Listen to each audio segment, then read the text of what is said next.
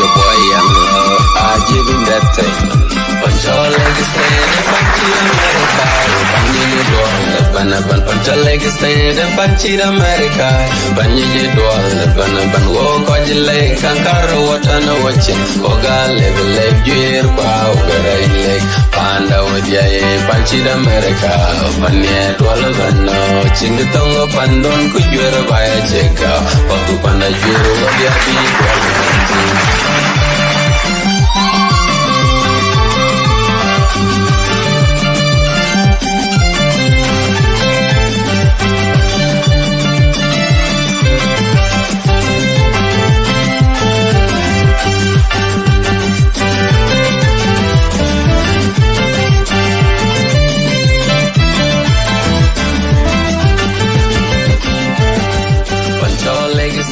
Panchi America, Panji Doan, Panta Leg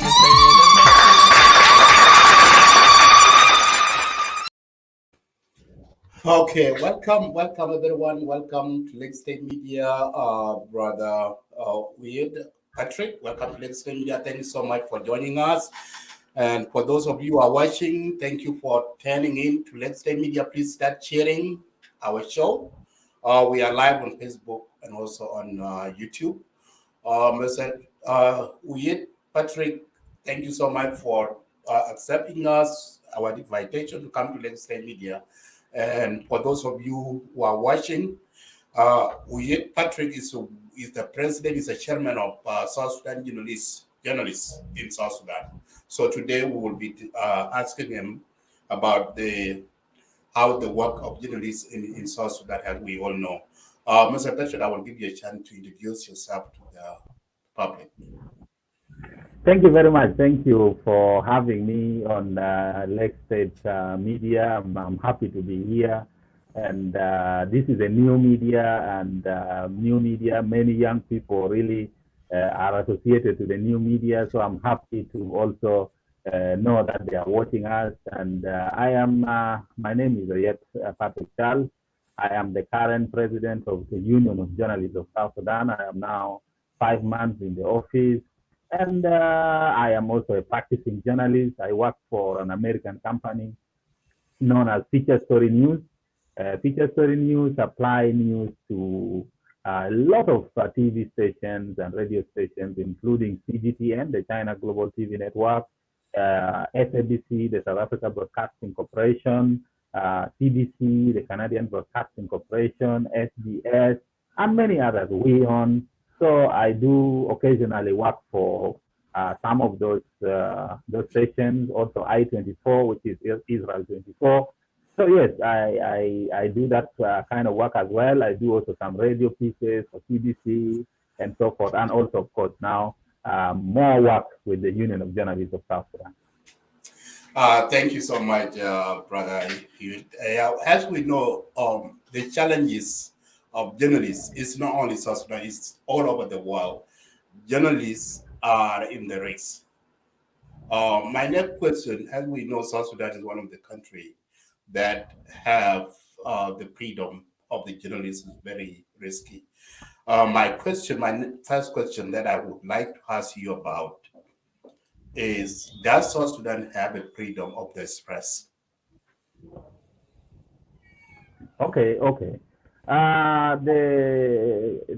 The question may not have a no and yes answer, but I would like to say that to a larger extent, yes, South Sudan is supposed to have freedom of the press because the Constitution, which is the supreme law of South Sudan, Article 24, talks of freedom of expression. It provides for freedom of expression. Again, Article 32 of the same Constitution of South Sudan 2011 as amended talks of freedom to access information from public office. So these two legal provisions in the Constitution clearly shows that South Sudan is supposed to have freedom of the press. Another thing also is that the formation of the Media Authority, which was formed some time back, the Media Authority Act came in place in 2013.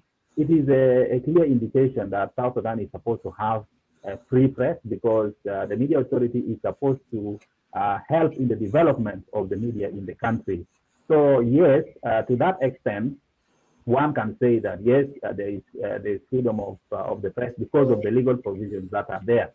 But these legal provisions are being challenged by other legal provisions, such as the National Security Act 2014, whereby the national security officers are given sweeping powers. They can arrest a journalist, they can detain for however long they want, and that is a contradiction. So that is what is bad for the media, and we are working towards looking into this law again. So that is a problem. Another issue is that we have come to learn through this time we've spent in the office that there are some individuals in the government who take their own position, not position of the government or not position of institutions that they work in, to really apply laws that don't exist. Basically, they work as if they're working in a vacuum. They operate as if they are the law, and they can arrest a journalist, they can detain the journalist, they can deny a journalist access to some places where they're supposed to cover news.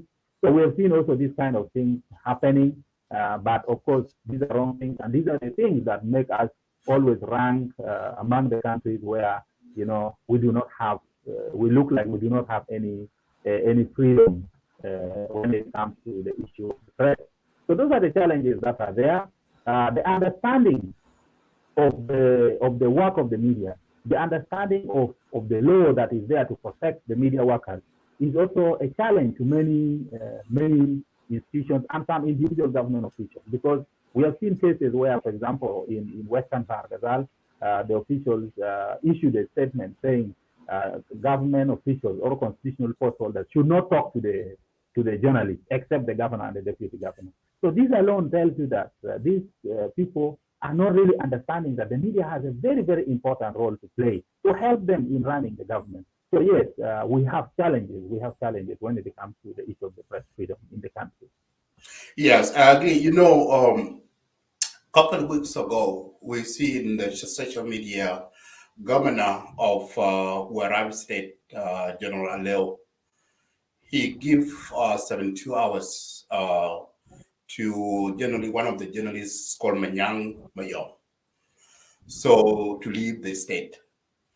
So my next question is, can you tell us more about the protection and safety of the journalists in South Sudan?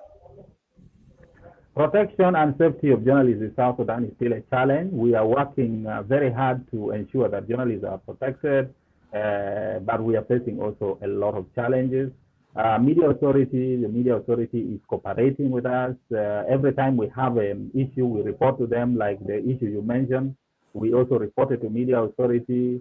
We have issued a statement that is calling on the government of Warab State to actually, rescind that expulsion, to withdraw the expulsion and let the journalist do his work in the state. We have also made efforts, to talk to. We've talked to the journalists. We've heard his side of the story. We have talked to some government officials in Warab State. We wanted to talk to the governor. Unfortunately, we have not been lucky enough to meet him. But we do hope that we will meet him over this issue and we discuss. Yes, so the issue of protection of journalists or safety of journalists is still a very big challenge. Even at the moment, we have a case in Northern Bargazal of a journalist also who is having also challenges with authorities. So it's a very big challenge. But the good thing is that, for example, media authority is cooperating with us.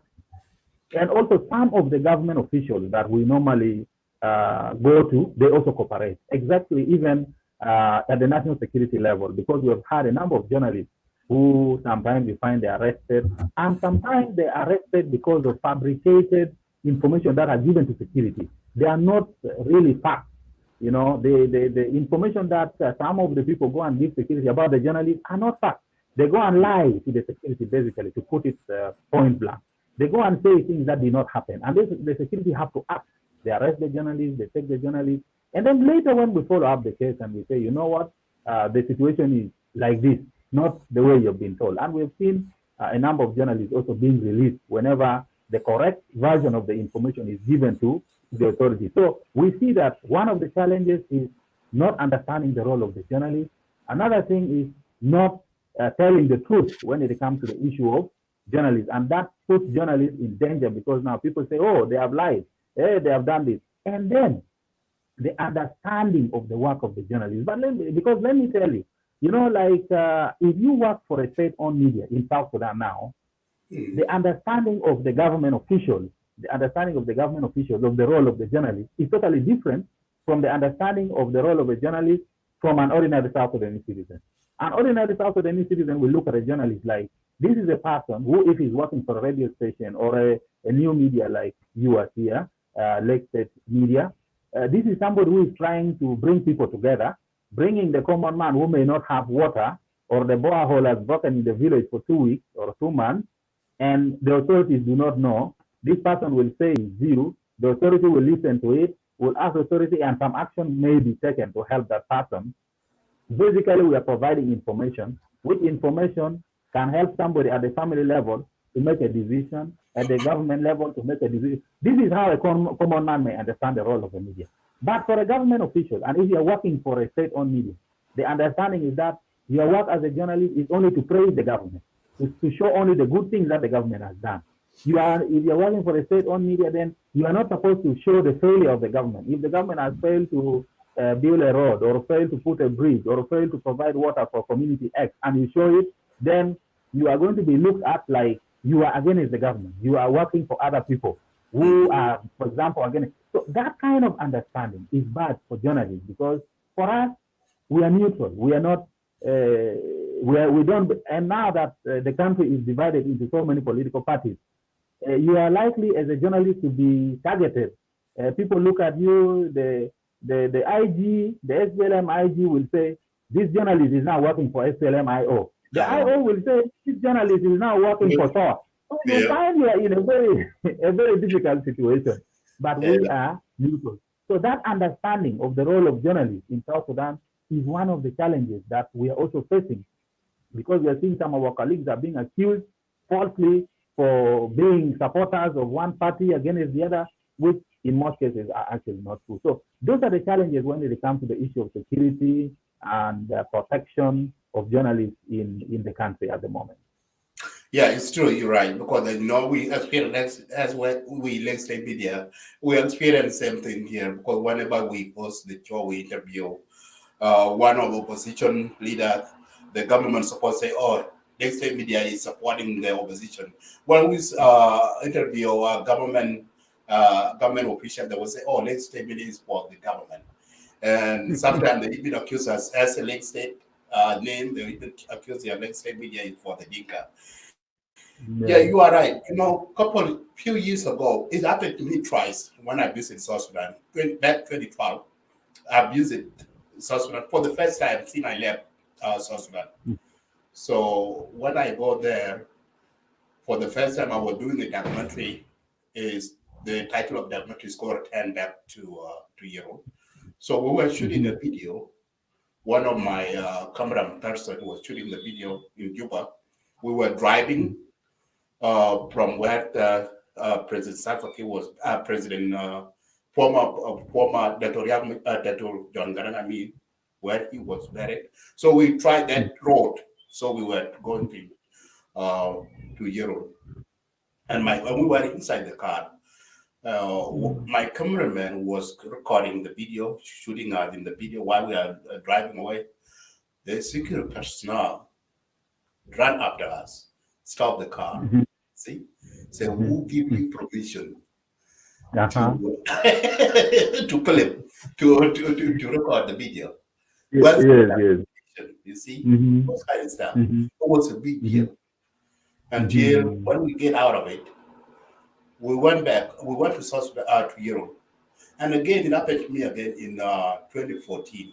I was in Europe. I went back, and this was a Christmas time, and the students, they were marching, doing a parade around, and I went there and I take the pictures. That was a big deal. They took my camera away from me, and they almost arrested me. And then it was take me 3 days to get my cameras back. So my next question, How so if this is what is the imprisonment or insult of journalists is very common in South Sudan? Why is very common in South Sudan? It's very common because most of the security officials take action without being authorized.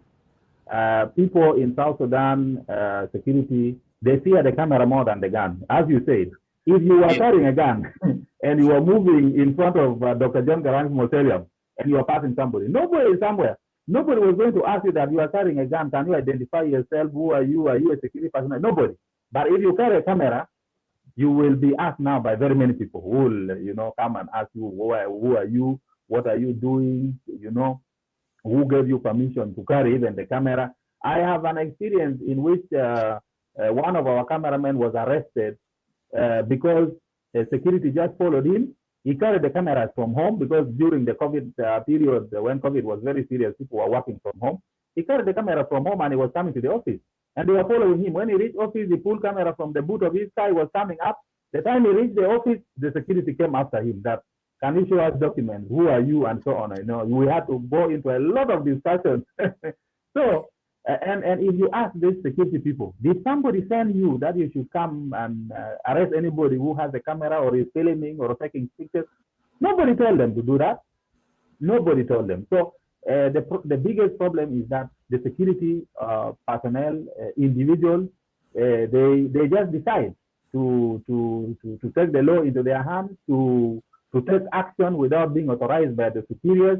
Later, when, for example, they arrest you and take you, and then their superior will ask them, but why did you arrest this person? That we found this person filming. But who told you that if you found somebody filming, you should arrest? They cannot even answer. And that is one of actually the challenges that we have. Most of these security people, they take action without being authorized. They even don't ask for your identification. But I would like to say that now with the presence of media authority, at least if sometimes they ask for identification and they give the idea of media authority, they can respect, which is something at least which is good. So the challenge of being arrested, being questioned very many times, if you go, for example, in a crowded place, marketplaces and so on, you always face these challenges. 3-4 people will come at different times. They keep interrupting you. Sometimes you're even doing interview, they come and stop it. They first want you to identify yourself and so on and describe to them what you're doing. And one time also we were, actually that time I was still working for SSTV when it was still SSTV. We were also filming in the Nile. We got security clearance and we were even given security. And we were filming basically about river transport. So we were filming, and then when we reached Gondokoro, we were arrested, all of us, including the security that were given to us. With all our permission, we were detained for some time and then later were released. So you can see the challenges are there, but eventually people are also beginning to understand, because now we are doing a number of workshops. We are, like, for example, we were in Lake State, by the way, we were in Lake State, we were in Rumbek, our team was there. We conducted a 3-day workshop in which we brought security personnel together with the journalists. We had people from national security, from police, from the army, and they were there for 3 days, and there was some bit of understanding. And now you've seen even in Lake State, the governor met with our team, which is there, the Union of Journalists members in the state, and he promised to work together with journalists to protect the journalists. So we are looking for more opportunities like this to move across the country. Now we were in Lake, maybe we go to Northern Barghazal. After Northern Barghazal, we go to Western Barghazal, to Warap, and so forth. So we meet with those government officials, we talk to them, we bring them together with journalists, security, we bring them together with journalists. They can discuss for 2-3 days.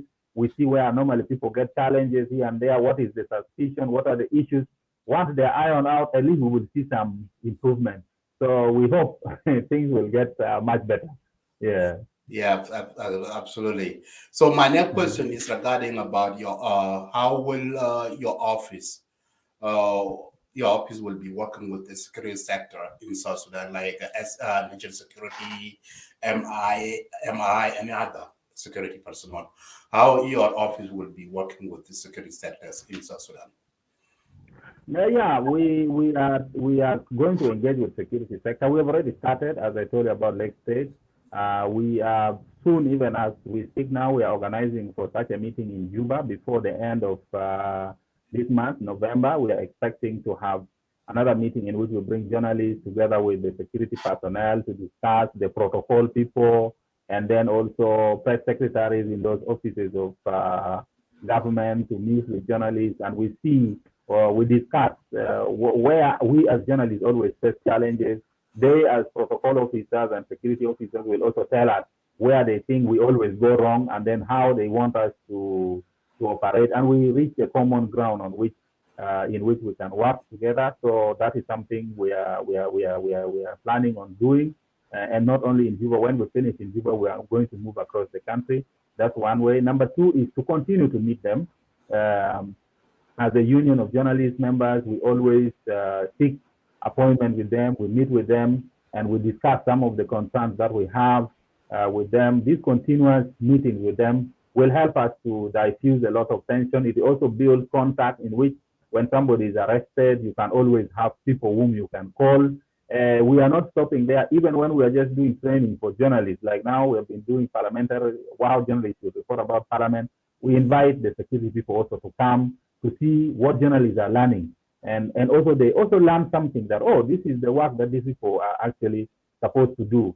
And also when they see some reports in the newspapers or over the radio or over new media like Lake State media, they will say, oh, this is just part of their job. So we are engaging a lot with them. We are engaging with their leaders so that the tension which is always there is diffused, and we hope that with time, all will be at least okay. Will be fine. Yeah. Yeah, so absolutely. So my next question regarding about has a president, as you are a president of journalists in South Sudan, uh, how are you going to solve all the challenges facing the journalists in the state and the country in all 10 states at large? Yes, we have offices in all the 10 states. Only that those offices, we need to reinforce them. We need to reinforce them by, for example, we want to go there and conduct new elections.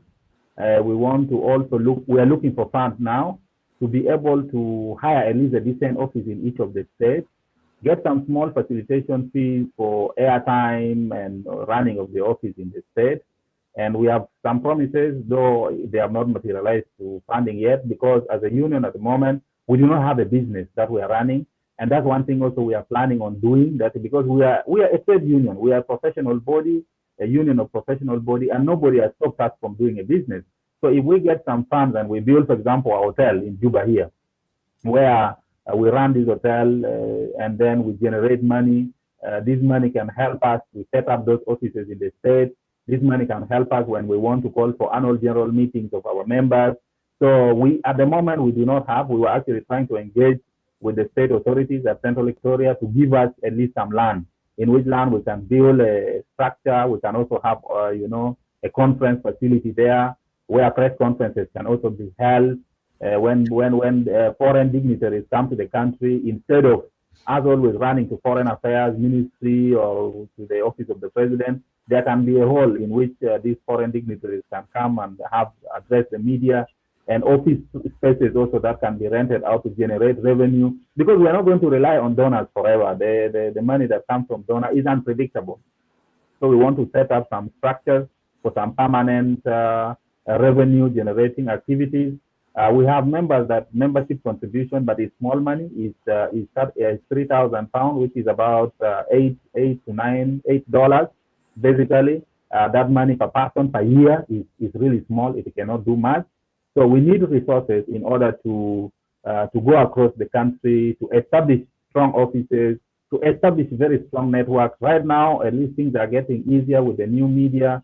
You can make a call on WhatsApp. You can call members on phone. You can have WhatsApp groups where members are.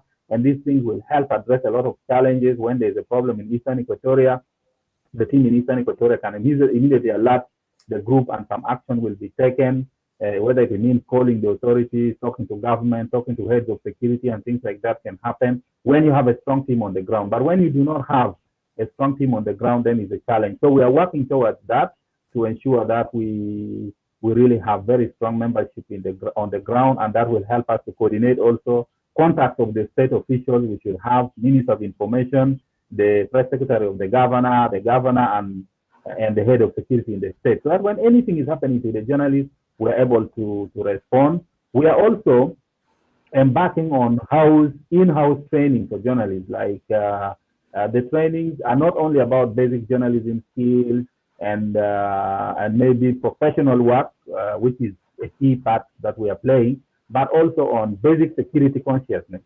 If you are going to travel on a road where there are so many roadblocks, and maybe we know that some of these parts of this country are still armed groups that are not part of the government. What do you need to do about your phone? What do you need to do about the information that you have, for example, in your camera, in your memory card? What do you need to do? How do you need to protect those equipment that you have? And how do you need to protect yourself? What kind of IDs do you need to carry? How many wallets and so on do you need? You know, all these things. So we're also going to focus on in-house training for person security, approaches to how you approach also those security personnel when you meet them on the roadblocks and so on, how you present yourself. All these are skills that we want to spread across the country to, first of all, provide protection to our journalists, and then secondly, engage with the authority, make sure the officers in the state are strong, they are functional, and then our work will become much easier. We will always at least find a way of helping one another.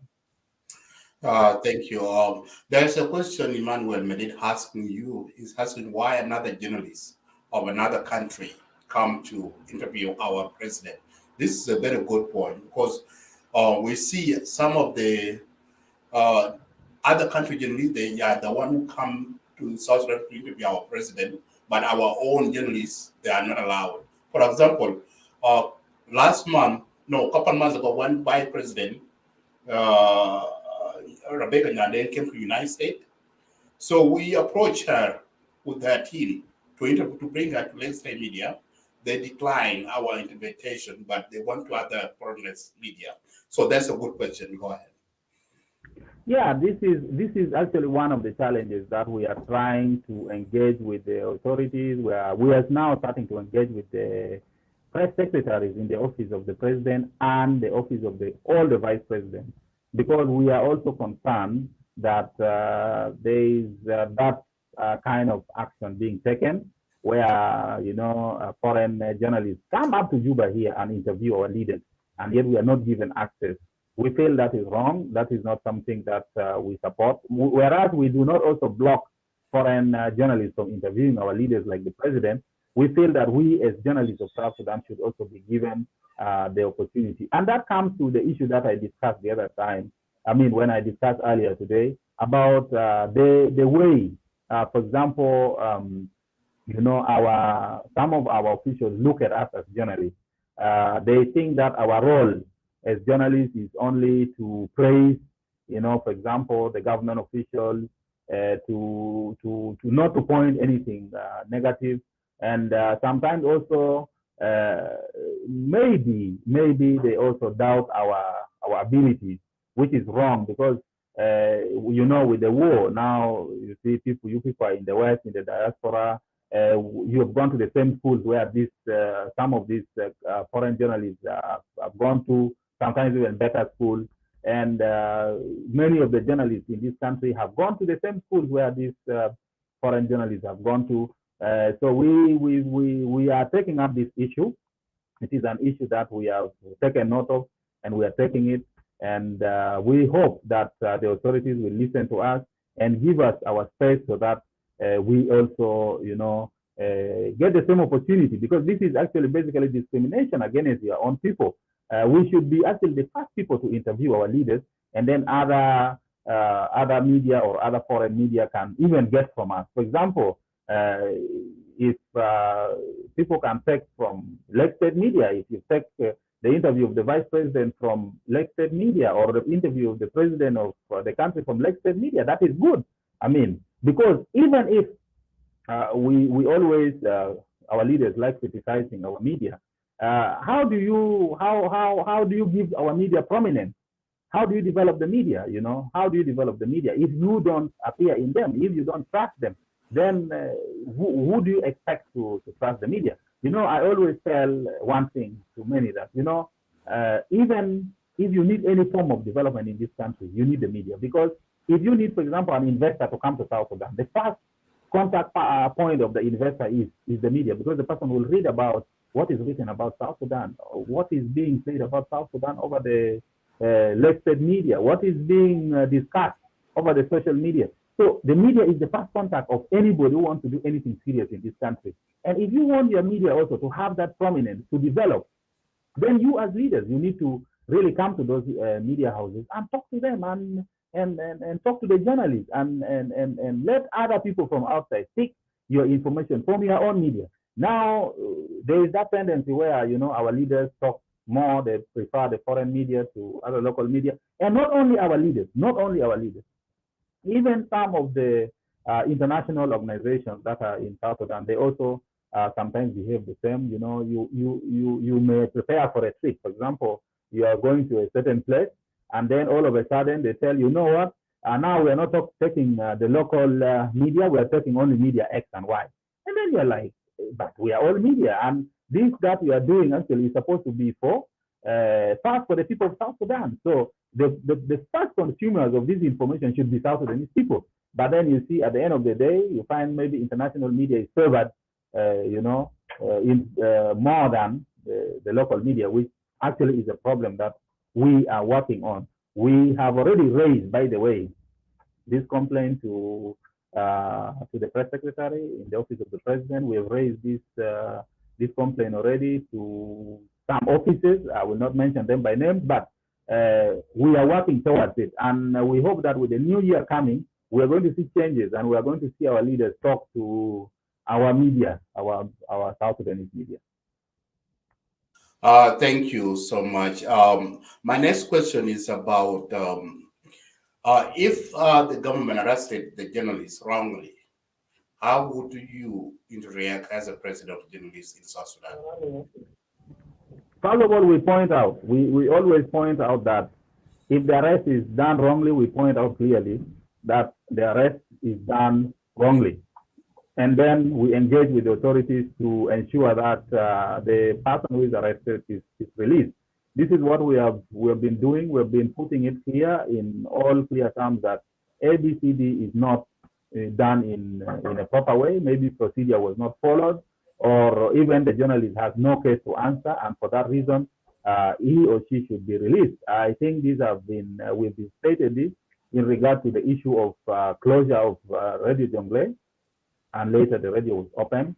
We also talked about the SSBC, two SSBC journalists who were arrested wrongly. We also appointed to the authorities, to the security, that things were not right. The measures that were taken, the decisions that were taken were not correct, and therefore those people were supposed to be released, and indeed they were released. So we are not keeping quiet when it comes to people being arrested wrongly. We always engage with the authorities, and we go to any office, even if the office of the president, we go because we are working for journalists. We are working for journalists. We are not going there on our personal capacity, but we are going on behalf of those who might have been arrested falsely and or wrongly.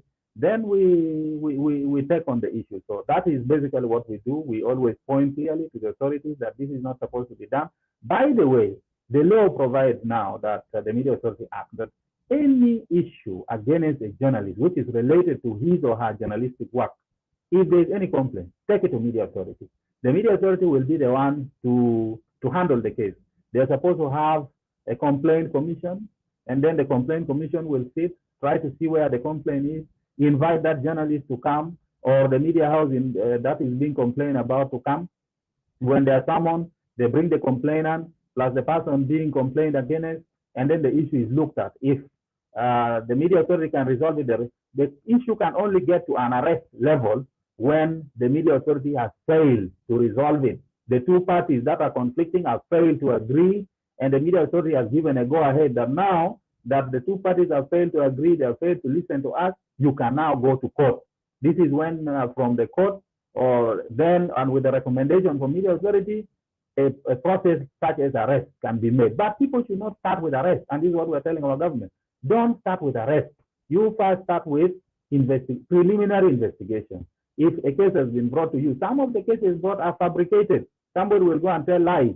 We have heard of a case in which one of the radio stations was closed, and I will not mention the name for now. But what happened is that some officials, some security officials listened to a news broadcast, which was in a foreign media. And then they concluded that this news was in a local media. They went the next day and closed the media house.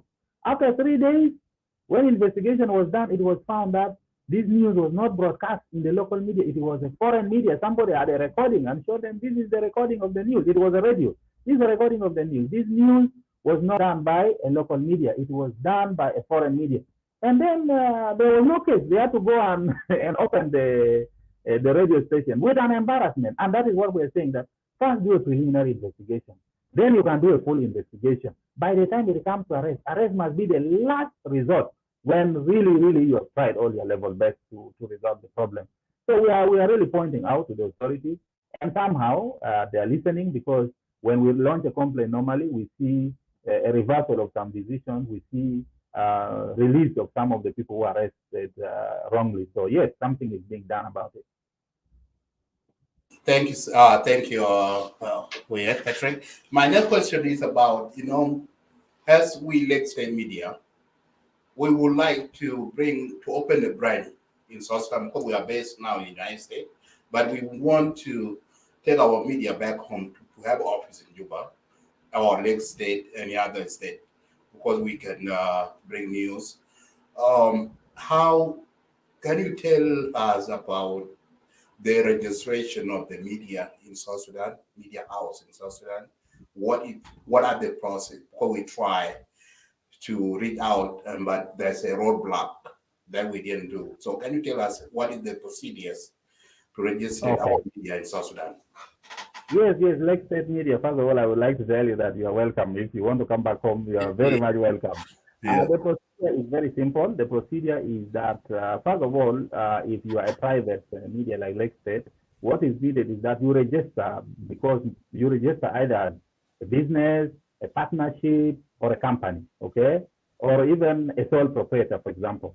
When you do that registration, which is normally done at the Ministry of Legal Affairs, when you're done with that registration, then they will give you also an opportunity to go and get a tax identification number from the National Revenue Authority.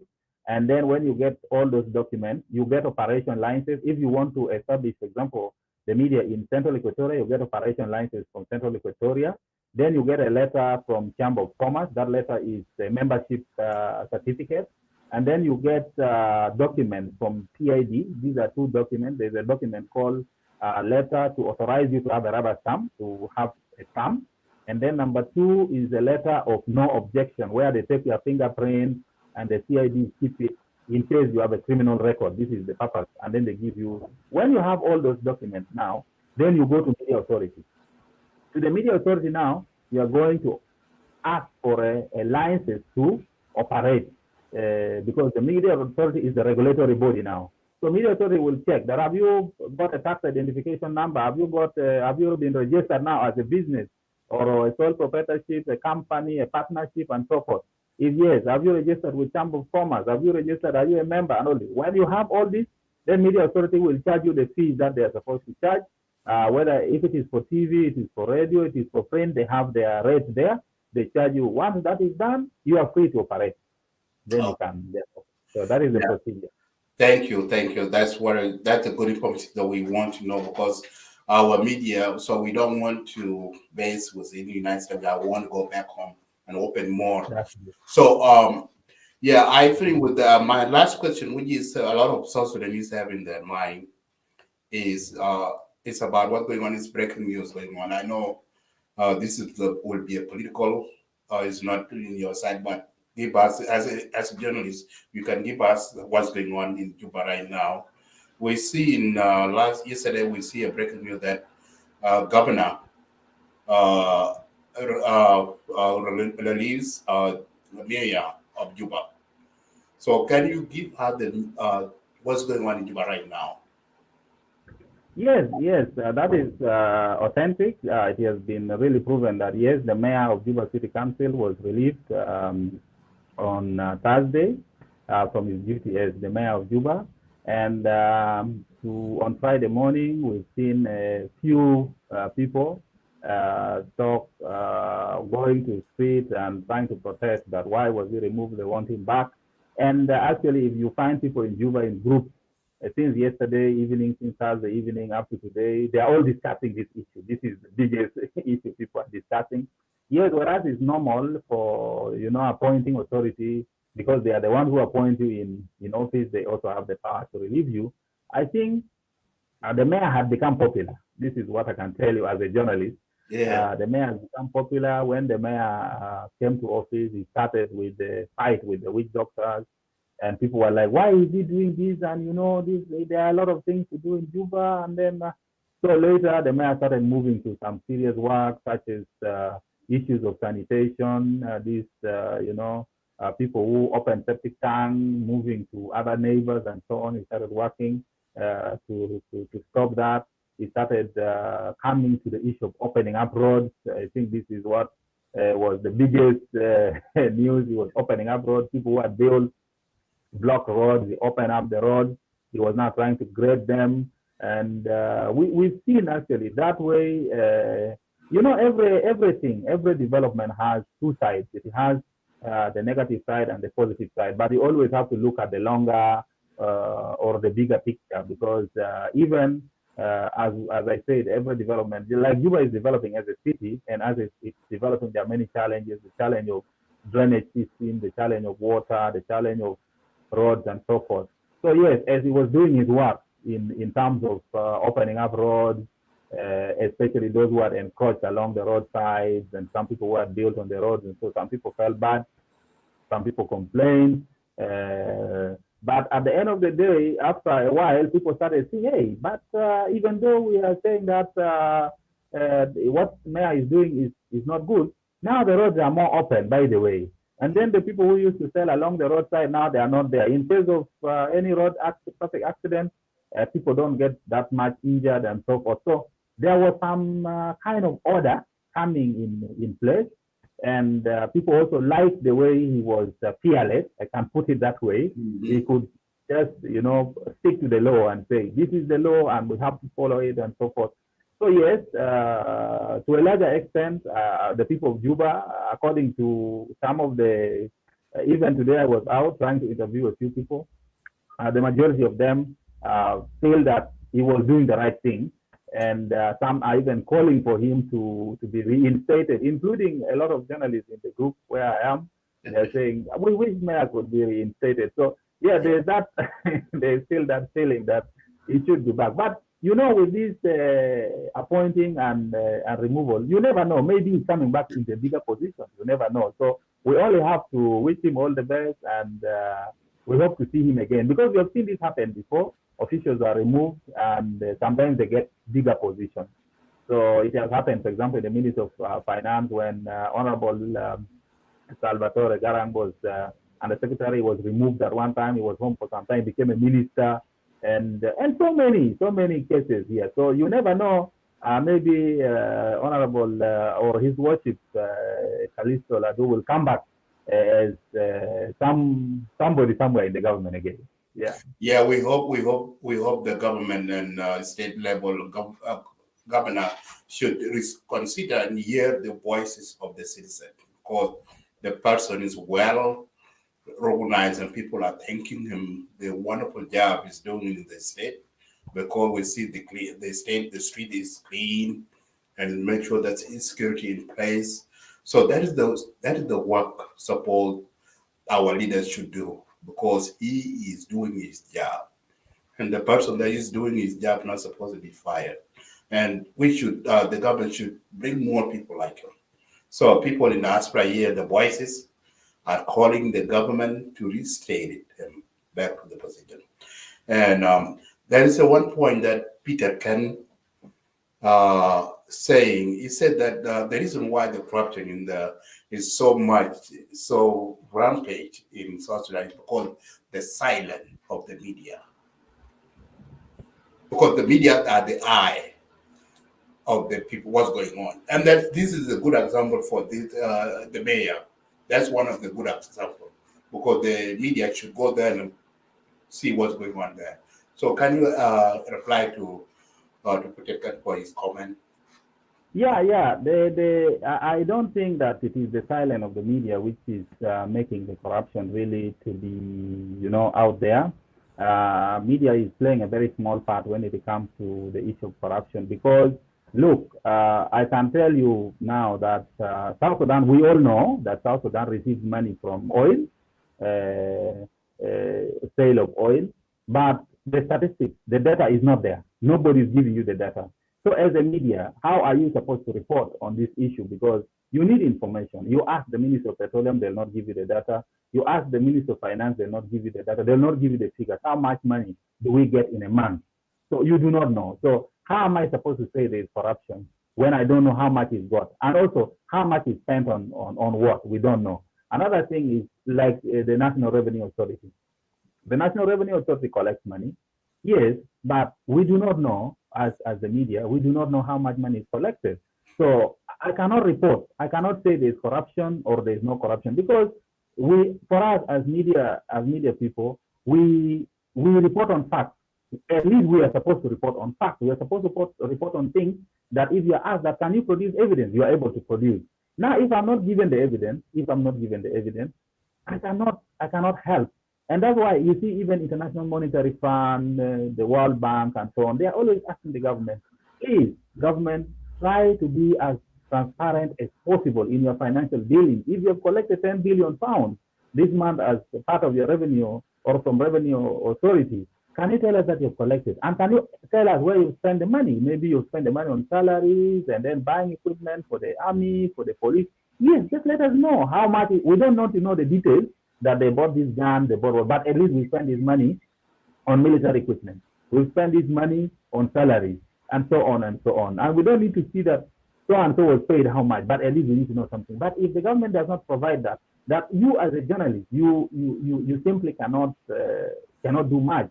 I am sure even in the West, like in the US, if you may know some information, but still if there is no authority and there is no source that can give you that information, you simply cannot bring it out as fact, because later when you're told, can you prove for us who gave you the information? How did you get the information? Whereas we are conscious that we can not be compelled to reveal our sources, but at least you must have the information. You must have the information. If I say so and so, if they say Oyet is corrupt, you should provide some evidence, even though you may not reveal who told you, but you should provide some evidence that here is the money Oyet got from somewhere, or he stole this car from somewhere, which is supposed to be for government. So that is the challenge in which we are having. If the information was in the public domain, at least the corruption level would be reduced. I believe you are right to say that there's corruption because there are a lot of suspicious activities. So yes, that is our challenge, information. Yeah. So that's the question Mali Makur asking you. He's asking you, are you free to report any suspicious activities like corruption in Republic of South Sudan with no peer? We are free to report if we have the information. For example, I'll give you a report that many of us did about the audit chambers. When audit chamber released a statement about the oil money, that's the 5% and 3% that was supposed to go some to states, some to some counties where oil is produced. And they even indicated the office of the president took this money, this member of parliament took this money, so and so took this money. The information was out, and it was from an authentic source. And we reported about it. It was revealed that some individuals were corrupt in the government. So there is no problem so long as there is a source. The problem is when there is no source. But we do report if the source is there. We do report if the information is there.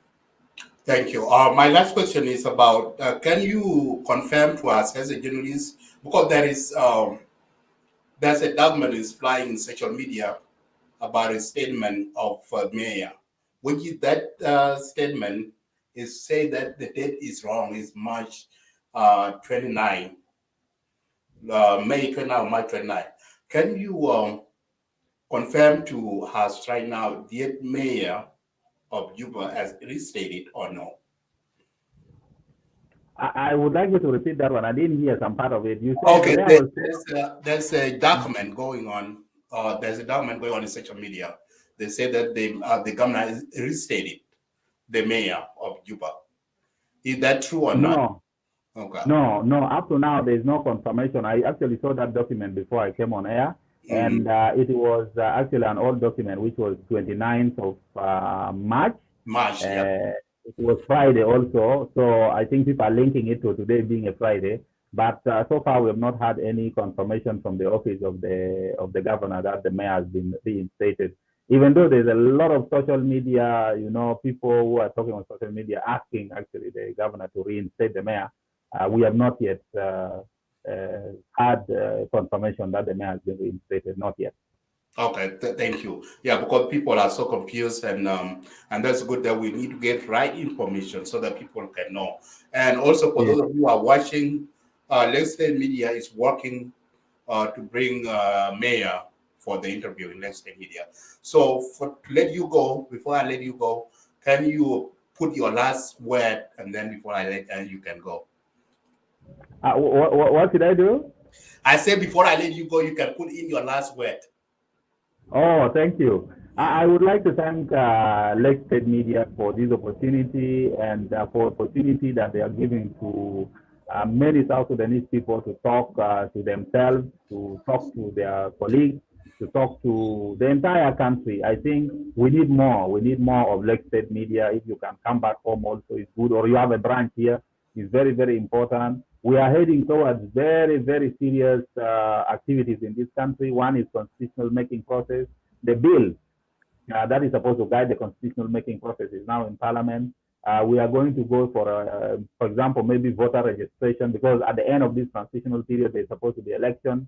Then we will go for election. All these activities need a lot of civic education by the media. We need to talk to our people. They need to know why they need to register, why they will need to vote, just like we did prior to referendum. There's a lot of work that is needed to be done by the media. So media like Lake State is very, very important to engage with, especially those who have access to internet. And majority, by the way, many people now have access to internet, because if you want to know that, then put something on internet and see if it will, how fast it will go.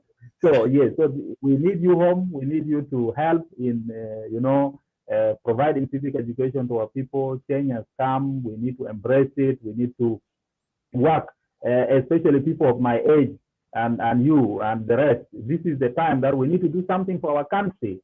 So like the Lake State Media is doing, you're doing a great job. You are giving opportunity for people to talk, to listen to others and so forth. Is good. It is what you can do for the people of your country. The little that you can do, somebody else will do something small and so on, and we find that we'll have a greater nation. So thank you very much. Thank you. Thank you so much, Mr. President Oyet Patrick. Thank you for coming to State Media. We will bring you back again. If there's any other major thing, we will bring you back to State Media. Thank you so much. Have a wonderful evening in Juba. Thanks. Have a good evening. Thank you so much for coming. Thank you. And thank you all for watching Let's Say Media. We appreciate for turning in at Let's Say Media. We appreciate. We will let you know when are we going to bring the mayor of Juba for the review. Thank you. Have a wonderful night. Have a good night. Thanks. It's your boy, I'm giving that time. Pancho legs stand, Pancho legs stand, Panchi America. Banyi dwell, Banaban, walk on the lake, Kankara, water, no watching. Oga, level leg, gear, power, lake, Panda with Yay, Panchi America. Panya, Dwalavan, Chingatonga, Pandon, could you ever buy a check out? Papu Panda, Juru, what you